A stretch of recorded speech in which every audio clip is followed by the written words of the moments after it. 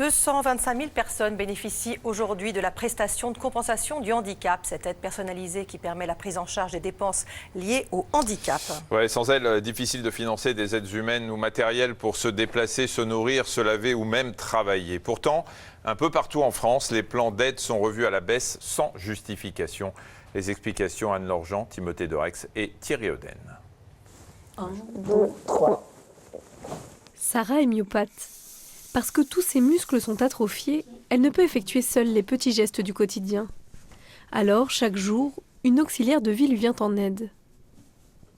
J'ai besoin d'elle pour tous mes transferts et tout ce qui va nécessiter un peu d'effort physique. Et s'habiller, ça, c'est un effort physique. Me baisser, attraper mes pieds, lever les bras, passer un t-shirt par la tête. Depuis 10 ans, elle bénéficie d'une prestation de compensation du handicap. Une aide financière destinée justement à couvrir les frais de cette assistance à domicile, mais elle a récemment été réévaluée à la baisse.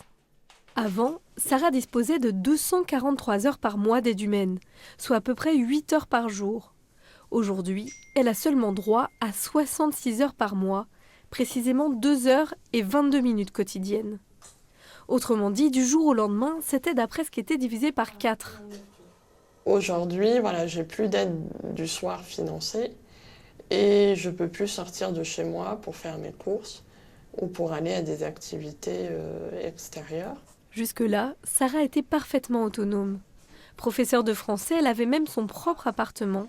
Mais à 30 ans, elle se retrouve à nouveau tributaire de ses parents. Ça va et vous ?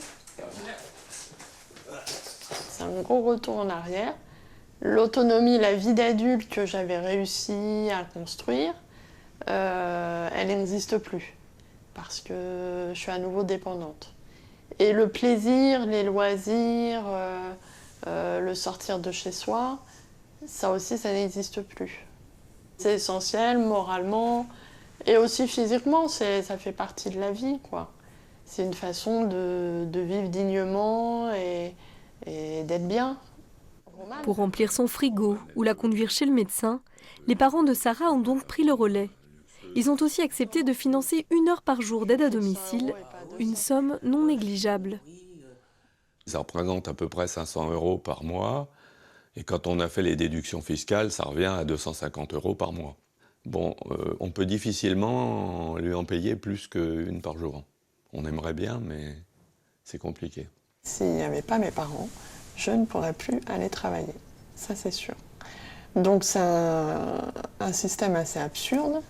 Est-ce que je serais une charge supplémentaire, financièrement, pour l'État, si je n'avais pas d'emploi ? Sarah n'est pas la seule bénéficiaire à avoir vu sa prestation de compensation réévaluée à la baisse.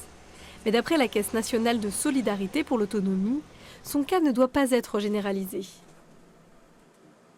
En moyenne nationale, le montant moyen individuel des aides est, je dirais, relativement stable.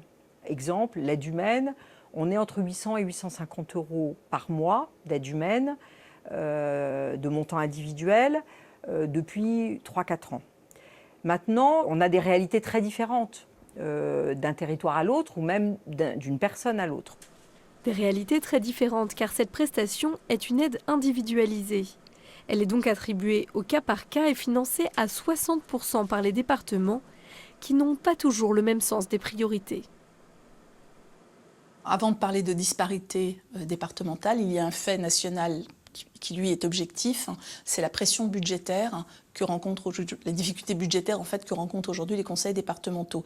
Et la prestation de compensation fait partie, avec les 2 autres allocations, le RSA et l'APA, des allocations de solidarité qui aujourd'hui mettent en fait un certain nombre de départements dans des grandes difficultés. Parce qu'elle conteste l'évaluation de ses besoins en aide humaine, Sarah a formulé un recours devant le tribunal du contentieux. Confrontée à d'autres cas similaires, l'Association des paralysés de France a créé un baromètre afin de mieux évaluer le dispositif de compensation. Si vous êtes bénéficiaire de la prestation de compensation de handicap, vous pouvez participer donc au baromètre lancé par l'Association des paralysés de France.